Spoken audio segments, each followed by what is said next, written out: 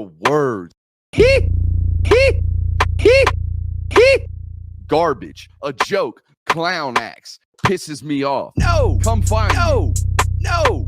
No. Come find me. Listen to the words. Come find me. Garbage. A joke. Clown acts. Pisses me off. I ain't hard guy to find. I promise you that shit.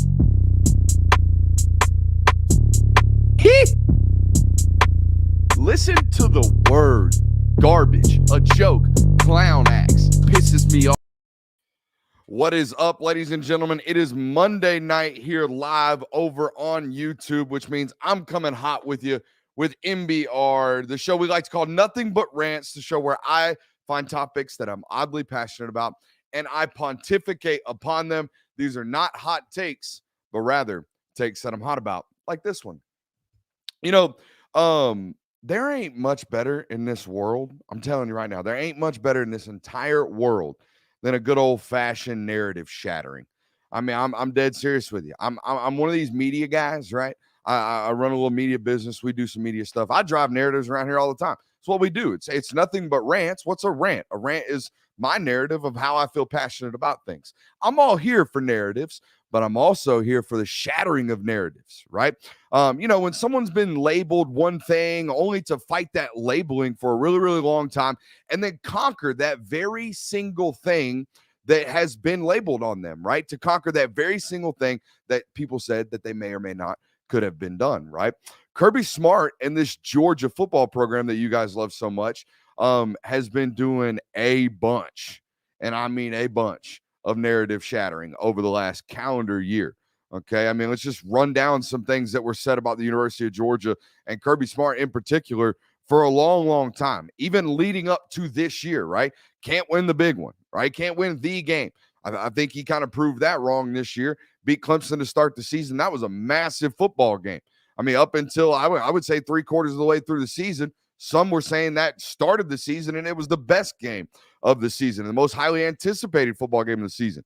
Okay, they won a big game against Michigan, and obviously they won a big game in the national title. That one's gone. Okay, I think you can sit there and say that, yeah, he's gonna win big games moving forward. There was a narrative for a long time that Georgia, and I bought into this one. I not necessarily bought into it, but made obvious points that, hey, this is here. There are signs of this, right? Which is remaining focused throughout a season and avoiding an upset. Avoiding 2018 when you go out to LSU and you lay an egg, right? Avoiding 2019 South Carolina when you're at home laying an egg. Avoiding 2020 Florida, despite all the injuries, you go out there and look like just for like 2 quarters, okay, in that football game, especially defensively, give up 300-plus passing yards in the first half. Could you avoid those things? Could you avoid those weekly, once a year seemingly letdowns during the regular season? They did exactly that, and it saved them, right? After they lost an SEC championship game to Alabama, they still had a right to get into the college football playoffs. So they throw that narrative out of the window. Can't win with a game manager quarterback. How long? That's not just a Georgia narrative. That's a college football narrative. We've been told for years now that, look at the last national championships, man. Look at all the last national champions. It's a bunch of Trevor Lawrence. It's Tua Tagovailoa. It's Deshaun Watson. It's a bunch of dudes. Joe Burrows, right? Stetson Bennett's name is now in there. I'm not calling him a game manager, but the narrative around him is in the fact that he is a quote-unquote game manager. They threw that one out the books. Oh, Brooks, defense only doesn't win championships anymore. You got to have an explosive offense. You got to score 40 a game. You got to chunk it around the yard. You got to have a historic offense. No, Georgia's led a defensive-led football team just won a national title thanks to the University of Georgia. Narrative shattered, right? How about this one? So this one's been talked about forever since Orson Charles. Georgia doesn't use tight ends, Brooks. I had some yahoo tell me that the other day. Still, for somehow, like they didn't watch the whole entire year last year. Why would tight ends go there? No one, they don't throw the ball to them. Bull crap. Brock Bowers running all up and down the field, freshman All-American, narrative shattered. All them 5 stars, Kirby can't develop. They're about to have 4, potentially 5, maybe even first-round draft picks this year. Not all of them 5 stars, right? Okay, he's taking 5 stars, put them in the league. He's taking the other guys and putting them in the league, right? So all those narratives shattered, okay? And you might say some of these things were probably said by really, really silly people. I dug up some quotes, my favorite articles every year. There are probably some already ones out right now on the 2022 year is ranking coaches, right? Kirby Smart never got his due on this one because he hadn't won a title. Okay, guys like Ed Orgeron, who's fired, basically 7 weeks into the season, writings on the wall last year. Orgeron on these lists far higher than Kirby Smart because he actually had a ring at that time. Let me read you some quotes. Or quote, we are starting to see our voters reach the point where Kirby needs to show them more. Basically, recruiting fatigue, right? Hype fatigue. You've been telling me it's going to happen. It ain't happened. I'm done. You drop them down to 7 right there for CBS Sports, Tom Fornelly. How about this one? Quote, Smart drops 3 spots leading Georgia to a third straight New Year's Day 6 bowl after the college football playoff championship loss to Alabama in 2017. Quote, Smart recruits at a top 5 level, but the expectation of winning the program's first national championship since 1980 still remains. Now you watch. Ain't nothing changed about Kirby Smart's game. Ain't nothing changed about the way he goes about playing football. That was clear as day when we fought, myself included, the narrative that JT Daniels was the better quarterback this year. He went the whole way doing it his way. His way been his way.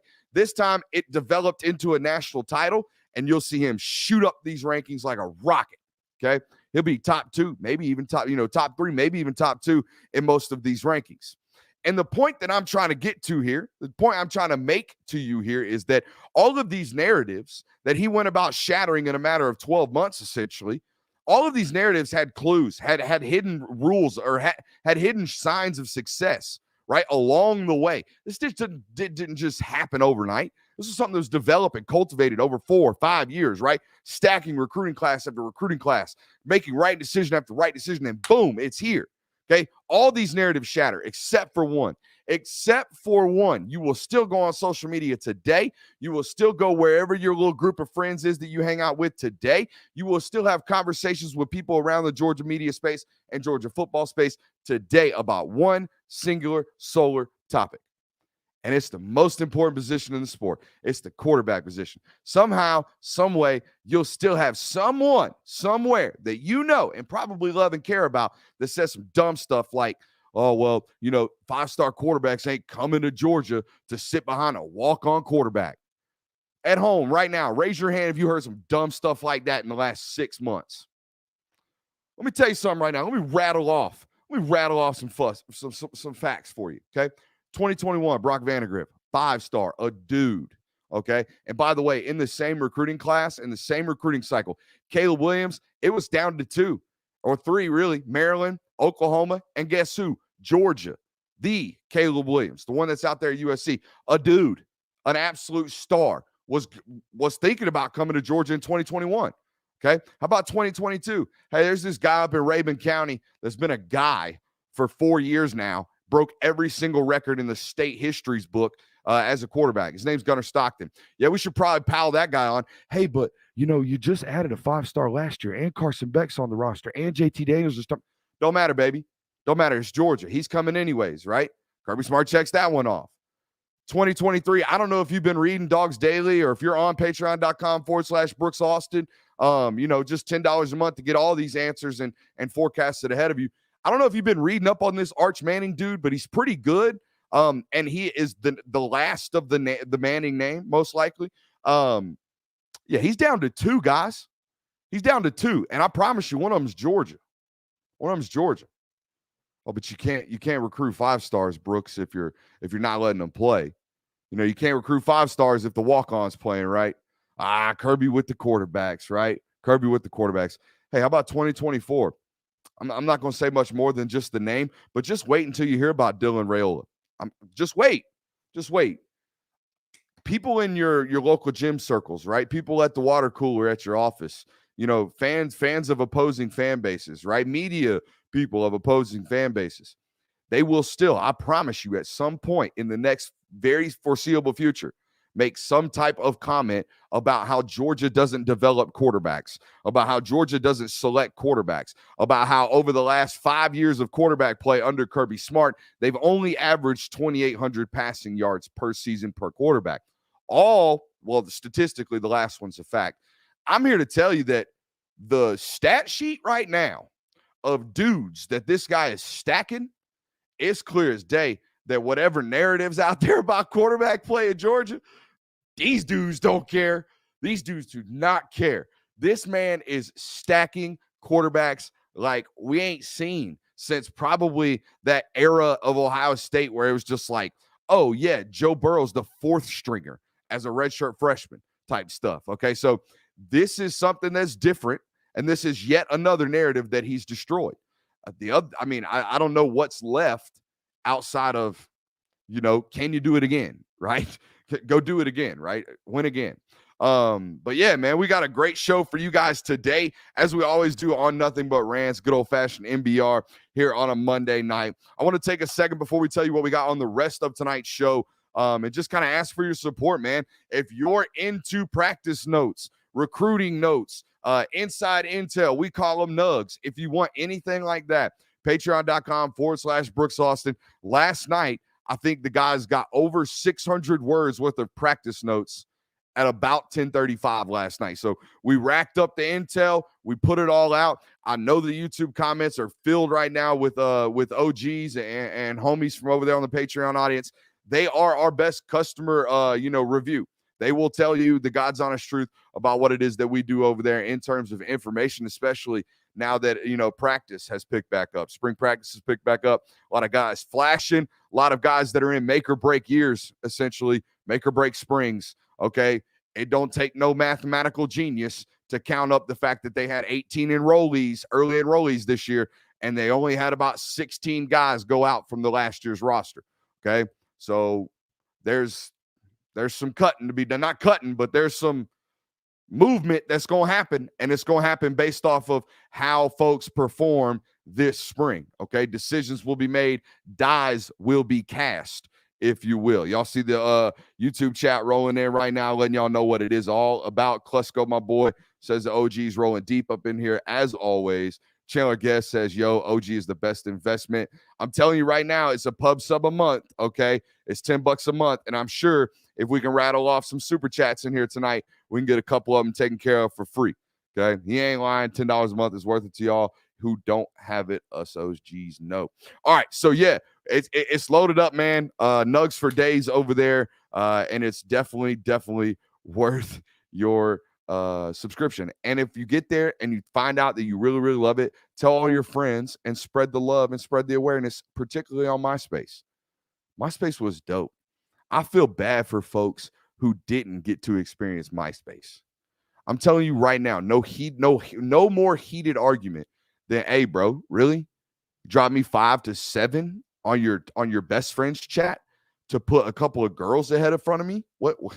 What is this, dog? I'm going to see you in 7th grade history tomorrow, and I'm going to put my hands on you. We're going to have to, okay?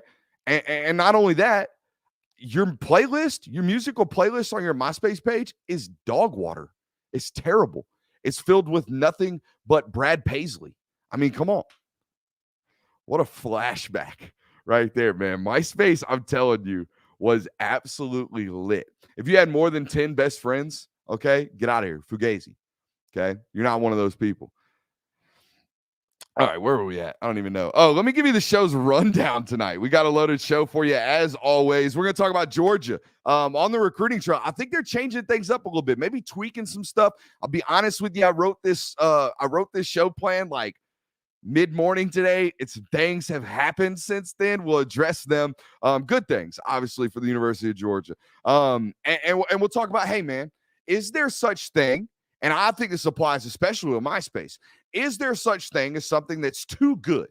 So good, so much good things happening around it that, something bad's got to happen. Like MySpace just disappearing out of nowhere because a little something called Facebook popped up out of nowhere. So, yeah. So we'll talk about that. Is there a possibility that there's just too much of a good thing in one's life? And sometimes bad things got to happen. We'll talk about whether or not we as a collective believe in such a thing. And we'll read a little story. Guys, I don't read much, but when I do, I'm just kidding, I'll read a lot. But when I read something and I find it and it's good stuff and I can bring it to you and it's relatable here on NBR, while also enhancing the world of journalism just a little bit. I know the film guy cares about writing a little bit. I want to bring it to you. So we're going to talk about Tales from the Combine, or as I like to call it, NIL got the whole game shook. NIL got the whole game shook. That should have been the title of the YouTube page or the YouTube show today. NIL got the whole game shook. We'll talk about that later on today. But I want to but I want to start here. Okay. Again, I wrote this segment this morning, okay, about this afternoon, and then bang. All right, Georgia, may or may not have gotten a commit for the first time in 68 days. But the fact still remains there were 68 days in between commitments for the University of Georgia following a national title, which is just a little bit different for me. So I'm writing this whole show up, and then boom, Antoine Jackson out of Fort Lauderdale, Florida, a 2024 corner who is going to be a dude. Now, they're going to have to battle just about everybody to make sure come December of 2023, which is a long way away, okay? That is 9 and 12. That's 21 months from now, okay? That's a long way away. They're going to do some fighting to hold on to Antoine Jackson, but this is a dude, okay? This is the first player when Fran Brown got to the University of Georgia, circled, okay? Big red ink. We're going to go get this guy, all right? We are going to go get this guy, and that's exactly what happened. So, a baller, but again, going to have some fighting to hold on to this. But I still think the segment that I developed this morning remains. I have identified what I believe are some recruiting tendencies or tactics or modus operandum. Shout out to Jay Will. Modus operandum that might have changed just a little bit at the University of Georgia. But I do want to pause for just a second. I mentioned super chats, and we got them rolling in. So that's one from Rudes. Shouts to Rudes. Gucci with another right there. So we're up to 2. And my boy 72 Green hit us with another dub right there. So we're up to 4. Thomas, I see you in here. Keep me a rolling tab on all that, sir. Please, Pope. All right, let's get back to this segment. But, Fran Brown ID'd Antoine Jackson. Going to be a lot of work getting him there. But I still think my point and the segment that I developed still holds truth, okay? Remember that number, 68 days, guys. 68 days in between commits immediately after a national title. That might scratch your head a little bit, but let's take you back, okay? Let's take you all the way back to this time last year, okay? And there was a 7-day span, okay? There was a 7-day span at the end of March last year where Malachi Starks commits on a Friday, Jalen Walker commits on a Sunday, Jordan James, for the hell of it, commits on Monday. And just because Kirby greenlights the Australian punter, Brett Thorson. Okay, so bam, bam, bam, bam, bam, bam, bam, right? In a 5-day span, you get 4 commits after going through this drought, right? And this theory of mine, this selective, more patient approach on the recruiting trail that I'm about to tell you about could be completely shattered if Kirby just does what he normally does in the sense of 68-day break. Now he's going to rattle off 7 of them in a row, 8 of them in a row, and it's going to be something nuts. That could be on the horizon. Maybe he is still what we call a momentum recruiter, which that's exactly what it is. No matter how much Kirby or anybody inside the building or whatever tells you that momentum recruiting is not a thing, I covered it long enough. I watched them operate long enough where, to me, as a bystander, as someone who reports on it, it sure as hell looked like momentum recruiting to me. It sure as hell did. Every time it felt like Georgia was losing ground on somebody, they start taking green lights on kids like Jordan James, who, guys, he ends up at Oregon. It's great for him. It's a great spot for him. I'm telling you, a month after he committed, it was like, I don't know if this was going to make it to signing day. So momentum recruiting was a thing. I do believe it was. But now we got this 68-day, break, okay? Now we got this 68-day break between commits, and they pop one today. So why the sudden change? Why the sudden change? Because used to, even when they weren't racking it up, they were piling the classes in early, right? By this point in time, they got 12, maybe 13 commits normally in a 2023 class. I think they're right around 8 or 9.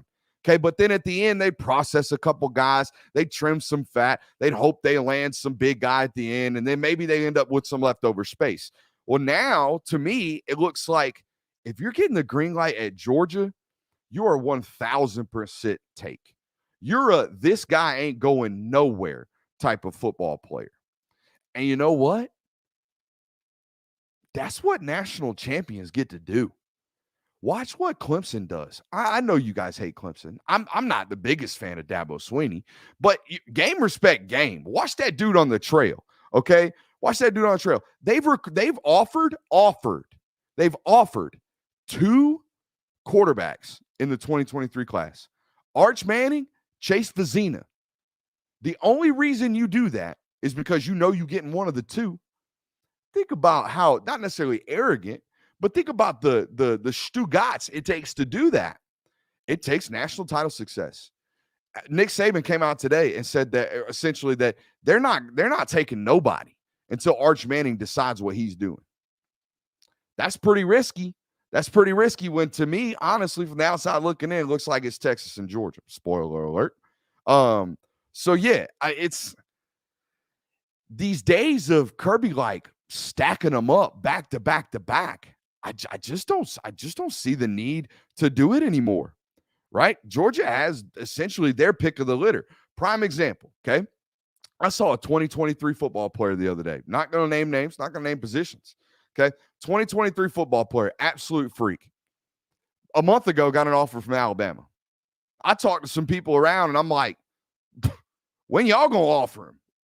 What's going on here, man? Like, this dude can play, brother. Like, everybody picking it up. This guy can go. All right, this guy can play. I don't know. We'll get him in this summer. We'll see if he runs well, and then we'll decide. It's a 2023 guy. That guy's got 9 months left in his cycle in terms of recruiting cycle. There's moves to be made, bro. Like, and Georgia's just like, we'll see. We'll see. Selective recruiting. I mean, Georgia had been in every battle. They'd gotten themselves into every room. And now it's just like, they don't even got to be in the room. They're just like, I want that guy. I want that guy. I don't want that guy. I do want that one, right? Bama's been doing this for years. If you look at their 2023 recruiting class right now, they got 2 commits. 2 commits. I'm pretty sure there's Power 5 programs out here that already got 18, 19, 20 commits. Bama's sitting there with 2. And you know what Bama fans don't do? Bama fans don't go to Twitter in the middle of March and go, what in the hell's going on? What are we doing? Well, what's going on? Why can't we get nobody? Where's the momentum? No, it's, they're just waiting. They're just waiting. They're just sitting on their hands. They're figuring out which ones they actually want, and they roll. They can do that. They have titles. Now you have one, okay? And this selective process, these making sure you're getting your guys in the day of NIL and the day of transfer portal and the day of, one-time transfer abilities, making sure you ID the right guys and making sure you are handpicking the dudes that you want, having the freedom and the ability to do that. Are you kidding me? Good Lord, what a blessing. And again, it's a blessing that I truly believe only 3 schools have right now. It's Bama, it's Georgia, and it's Clemson. Clemson by nature can be selective. They have been for the last 5 years. Bama, they can do whatever they want. Georgia's now getting to that point. I do believe Georgia is now getting to that point. Speaking of getting to that point, get over there. I was about to plug Patreon again. I didn't even know how I was going to transition. Transitions, I'll be honest with you. I'll get a lot of people that tell me they want to do this. Transitions are the hardest thing that I do. Okay. Going from, other than just, the covering it for an hour, going for an hour straight, just me and the wall and the 2 cameras. Carrying transitions and not making it look just like what I just did. Just bam, that guy's going to the next segment instead of just like smoothly doing it. Transitions are hard. They're really hard to do in this space. And I'm going to have to do a boatload of them in about a week over on 680 The Fan. So I've been told. Your boy might be over there for a week straight, just holding it down all by my lonesome. So we might take calls. We might mow through some callers. We might have some guests. I mean, it's going to be rolling over there. All right. So let's get on to our next topic today, which is whether or not you guys believe that there is a possibility for something to just be too good, for things in life to just be going too well, right? For things in life to just be going too well. Atlanta sports been riding on high, baby. Been riding on high.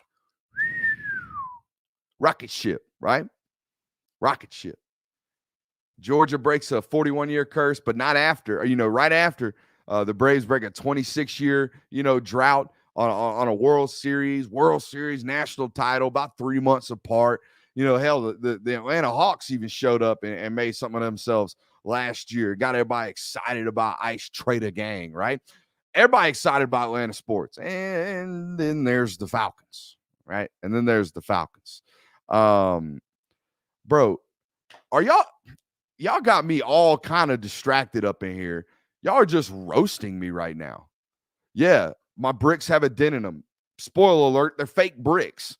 On air sign not on, bricks all warped, production just falling apart. Hey, spoiler alert, when I turn this on, the res on the camera gets all jacked. So if you want to see my fat and ugly face in HD, I can't leave the light on because I didn't realize the neon lighting and HD cameras didn't really coincide. Because guess what? I'm not a producer.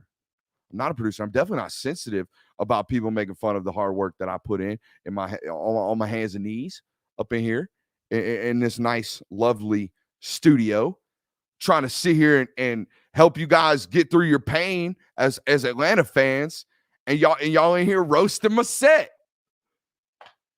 God, those aren't real bricks. No, they're not real bricks, and that is no cap. Anyways, the Falcons. I do believe in curses. Don't get me wrong. I really do. I do believe in curses. Justin, I'm not paying attention to you right now. I do believe in curses, especially in sports. Okay. I do think the universe is a little bit more cruel, okay, to some than others. I also believe there are human beings that walk around their entire lives with a horseshoe shoved up their ass. I 100% believe that. I do. I think there are people that are super, super lucky in this world, and I think there are people who are just a little bit more unfortunate, and I guess you consider them being cursed. Atlanta definitely being one of those in terms of sports fandom for the longest time. And then some good happens. But here's what I'm not here for. I'm not here for self-inflicting pain and then playing victim, which the Atlanta fans are the victim here. So I don't mean to blame. This is not them. They are 100% the victim. But the Falcons as a whole can't play victim here. Okay. And I'm going to save you the rundown of the series of unfortunate events because you're all very well aware of what has happened over the last week with the Atlanta Falcons trying to trade and sign for Deshaun Watson, leveraging their entire franchise while also leveraging a relationship with Matt Ryan, who I believe is the most important Atlanta Falcon in the history of the franchise. I was well aware of what was happening with Mike Vick because I loved Michael Vick. He had that commercial where it was like the Michael Vick experience. I had a pair of Michael Vick sneakers, okay, looking goofy as hell with my fat butt, walking around with some Mike Vick sneakers. I get all that, okay? And then it's boom, dogfighting, gone. Just gave the dude a $100 million contract. He's flicking fans off on his way out, right? Ugly, nasty, okay? He ends up going to prison, comes back out. But in the meanwhile, the Falcons got to move on. And after a year, I think Matt Schaub or whoever the hell it was, some guy, which is probably what it might be the rest of time now, because that's how the NFL is. Can't just guarantee you're going to get, franchise quarterbacks. So Matt Ryan comes in and saves the entire franchise, makes it relevant again, makes it completely relevant again. His first career pass is a touchdown. 75-yard bomb to Roddy White. And this is how it goes, right? This is how it goes. This is how you let this man walk. You do all this to try to go get Deshaun Watson. You burn the bridge with your franchise's most important and influential and impactful player ever. I'm here to tell you, fans, stop fanning.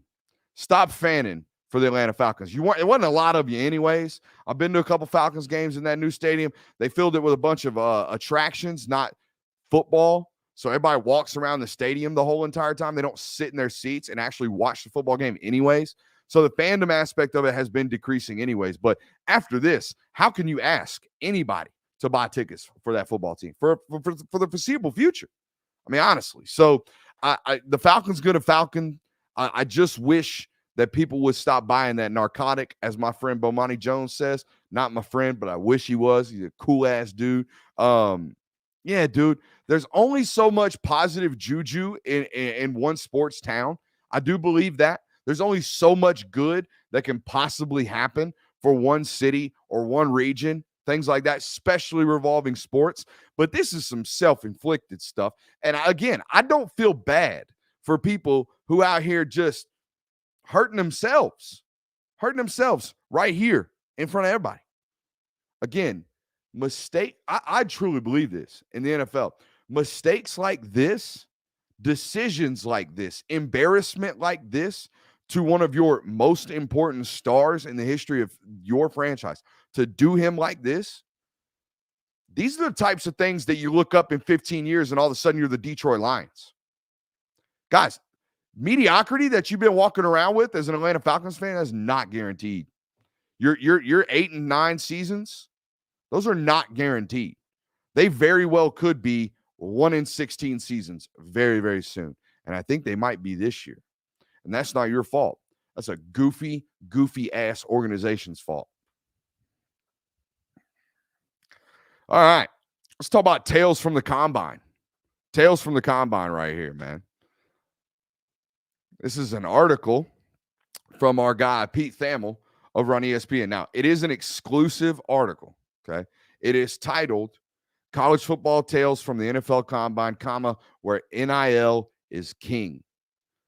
I'm going to rephrase this article or re-headline this article, and then I'm going to paraphrase this article for you. Quote, Tales from the Combine. NIL got the game shook. The whole game shook. All these folks are wetting down their leg right now. I got some quotes for you that are just, beautiful. Absolutely beautiful. Unless you love college football on that point, they're terrifying. This is like sirens blaring that hurricanes are coming and it's on the shores already. So hold on tight. Now, first thing you need to know about how information circulates, particularly at the top, okay? When it comes to the most, headline-worthy stories, the biggest stories, the teams that write on, articles like ESPN, guys like Pete Thamel. This article is filled with quote after quote after quote from prominent agent who drives narratives, right? Narrative talk from the beginning of the show, drives all the narratives in your sporting world, okay? Does all that for you, controls all of your information, okay? And signs all of the contracts. They have their hands on the money. You ever heard the saying from Chris Carter in Rush Hour 3, follow the rich white man? Ricky Tan's boat. That's exactly what it is, okay? Follow the money. If you follow the money, which ends up in the agent's hands, you will find out where the decisions are made, okay, and how the information is given out. Like this article from Pete Thamel, which is loaded with quotes from guys like Drew Rosenhaus and Jimmy Sexton, a.k.a. the guys that control all of college football at this point, okay? Guys, agents are now signing high school football players. They are. I've been to a lot of these camps lately, and I see some shady looking folks who I can guarantee you right now probably got business cards in their pocket. They say Players First Agency or CAA or team whatever. Okay, there's a bunch of shady folks hanging around these events now, man, because that's where we are now.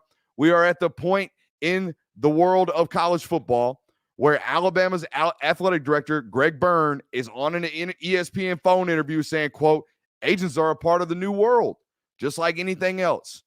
You need deals in realities, okay? Deals in realities, okay? There are a bunch of different gunk going on right now with regards to how big these actual signing bonuses are, how big these contracts are, what's legal, what's not. And Jackson Client asked the question of the night. The question. How do you fix it? How do we fix it? If you read this article, it will become clear as day that pay for play is here. Amateurism, or as I like to call it, shamateurism, no longer applies in college football and in college basketball. Okay, this quote right here from Gino. Sorry, Gino. He's the offensive coordinator. Okay, offensive coordinator up there at Cincinnati. Says, quote, college sports is becoming pro sports. Duh. Okay, duh, except it's just two of them. It's the revenue-producing sports. Okay, it's the revenue-producing sports. It's football and it's basketball. And those are the two sports that this will absolutely 1,000% corrupt, if not legislated. That's the key, okay? If you are going to be a professional organization, if you are going to pay your athletes, if you are going to allow freedom and a free market, which is what this is, we got guys openly bidding like it's the daggum swap meet, okay, out here in the streets.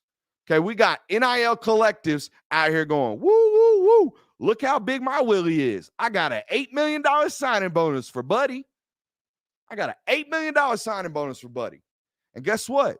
The NCAA can't do nothing. Can't do nothing. They can't regulate it. They can't do nothing. So how do you fix it? You have to regulate it. How do you regulate it? Well, you need a commissioner. And now you need to unionize. And now you need to do all these things. And now you need to become a professional organizational structure. Okay? Top to bottom. You got to have a commissioner. Okay? You got to have representatives for the players' unions. You got to have agents now involved in contracts. Okay? The IRS now has to get involved because these are salaries and things like this. All this is going to cause a headache, but at least it will regulate. Because what you can't do is have these shady ass people out here with no rules. None. You think some SEC booster cares? No, he does not. He hears it's going to cost how much to land the best player we've ever had here? What? The best player we've had since the 90s? It's going to cost how much? Oh, that's fine. We got the biggest money booster base in the whole entire sport. We just couldn't use it. We just couldn't use it without getting caught. And now it's legal. Now we just be out here rolling around in these streets. Money everywhere for everyone. Man, scary, scary stuff for college football. If it doesn't get regulated, it will crash the sport. I'm not an alarmist. I'm not. I am here, again, for all these kids to get paid all that money. Whoever is getting that $8 million, I hope they spend it really, really wisely. I hope that $8 million turns to $108 million as fast as possible. But what we can't have is a Peter measuring competition between a bunch of rich folks that only care about their toy that is their college football program. I know it's been like that forever, but at least back in the day when it wasn't legal for pay for play, at least then the best cheaters got away with it. At least then you had to do it behind closed doors. Now it's just everybody throwing cash and bread everywhere, and it's unregulated. So you thought the big dogs was eating back in the day? It's going to be far, far worse. And maybe the big dogs become different breeds, right? Maybe Alabama stops dominating like they had, and it's a new team, okay, that might wear this god-awful orange color that looks like Home Depot. Maybe it's a new team.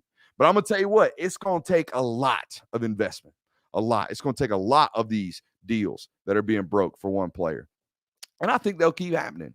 I do think this will continue to grow. I think the value of each player will continue to grow. But here's the problem.